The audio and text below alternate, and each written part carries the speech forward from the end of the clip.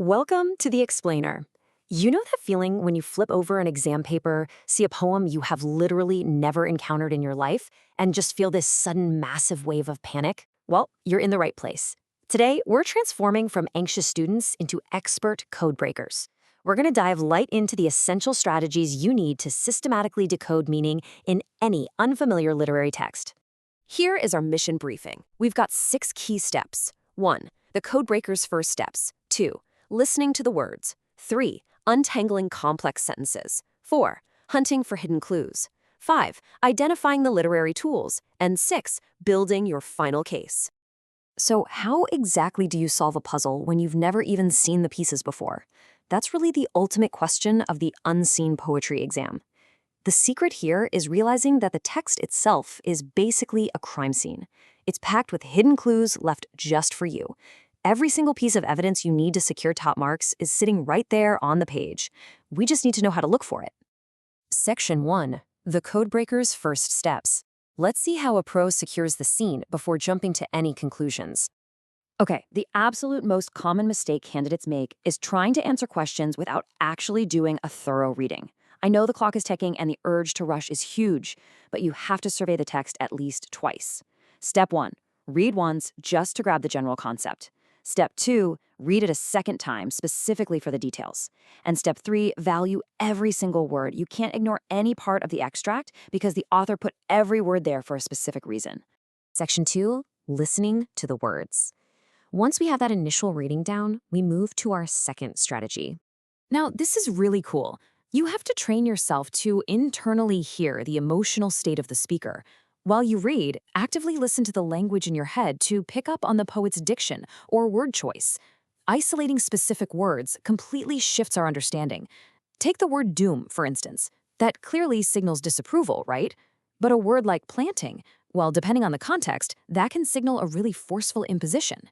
By sorting out this emotional vocabulary, we can instantly pinpoint the overall tone, the true voice of the poem. If you're seeing harsh, aggressive verbs like trample, smash, or brutal, the poet is clearly signaling an angry tone. Spotting words like fake, puppet, or hollow, those point us straight toward a cynical, mocking tone that doubts human goodness. And on the flip side, bright words like radiant, leap, and bloom instantly tell us the tone is joyful. It's almost like color-coding the emotional atmosphere. Section 3. Untangling complex sentences. The crucial point here is getting past the poet's twisted, sophisticated writing style. Look, poets love to play around with syntax, how the sentences are put together. But to understand the literal meaning what is physically happening in the poem, you're going to have to mentally untangle those complex sentence structures. Don't let it freak you out if the subject is buried at the very end of a line, or if there's a huge pileup of descriptive clauses. Your job is just to decode the literal facts that are hiding right in plain sight behind that fancy writing. Section 4. Hunting for hidden clues. Now we get to step into the realm of inference, taking the next logical step beyond what's explicitly on the page. Time to put your detective hat back on. Inference questions are notoriously tricky because the answers aren't stated directly. Take a look at these exact clues from one of our source poems.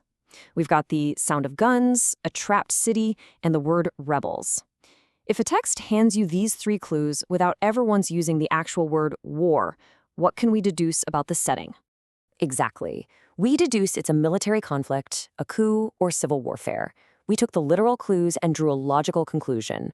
Furthermore, this same poem asks, what next? And mentions food, water, a hiding place. From those little breadcrumbs, we can infer that the immediate threat isn't just the violence, it's starvation and displacement. They are desperate for basic human needs. We use those exact same clues to figure out a character's attitude, too. In that poem, the speaker refutes someone who claims they're free by saying, "Oh no, you are not," and then describes them as a prisoner who's trapped. By refuting the idea of freedom and using such restrictive language, we can totally infer that the speaker is highly skeptical and cynical. They aren't just stating facts, they're mocking the very illusion of freedom. Section 5. Identifying the literary tools. Every good suspect has a weapon, right? And for poets, those weapons are figurative language and structural devices. Let's look at a classic example of an auditory tool that engages our senses directly. Onomatopoeia. This is simply when words are used to imitate the actual sound they're describing. So, when you're reading along and hit a line like boom, boom, boom, mimicking an explosion right in the middle of a stanza, you've successfully identified onomatopoeia at work. It physically drags the auditory reality of that military conflict right off the page and into the reader's ears. Meaning is consistently enhanced through figurative language, so you want to isolate other literary devices too. Keep an eye out for apostrophe, like the line, "Thou art the judge of man," where the speaker is directly addressing an abstract concept. Look for symbols, like a tree representing an entire tribe, or a cathedral standing in for an institution. And naturally, keep your radar up for metaphors, similes, and irony. Also, in this toolkit, you absolutely must consider mood and imagery. Remember, mood is the overall emotional atmosphere, and imagery is the descriptive language that engages our five senses to build that atmosphere. Analyzing words that trigger visual or auditory images will instantly help you lock down the mood the poet is trying to establish. Section 6, Building Your Final Case. As we wrap up our investigation, we need to secure our case with hard evidence and technical awareness. You have to demonstrate technical awareness. This means checking the narrator's point of view, first, second, or third person. That completely dictates what information is even available to us. Then, analyze the structural form. Look for rhyme schemes, and check if the lines run into each other or if they are end-stopped, meaning they conclude with a hard piece of punctuation, like a period. Now, this is absolutely crucial. The golden rule, straight from the chief examiner's report. Successful candidates build their answers purely on relevant textual references pulled directly from the extract. Do not rely on external commentaries or outside summaries. The examiners want to see that you can interpret the text yourself, based entirely on the evidence right in front of you. By applying disciplined reading, internalizing the diction, untangling the syntax, hunting for clues, and identifying those literary tools, you've transformed a daunting test into a completely solvable mystery. You are the code breaker. The clues really are all there on the page.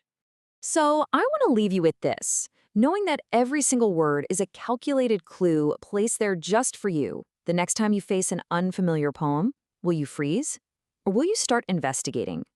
I hope this explainer has given you the confidence you need to jump right in and start cracking the cipher. Thanks for joining me.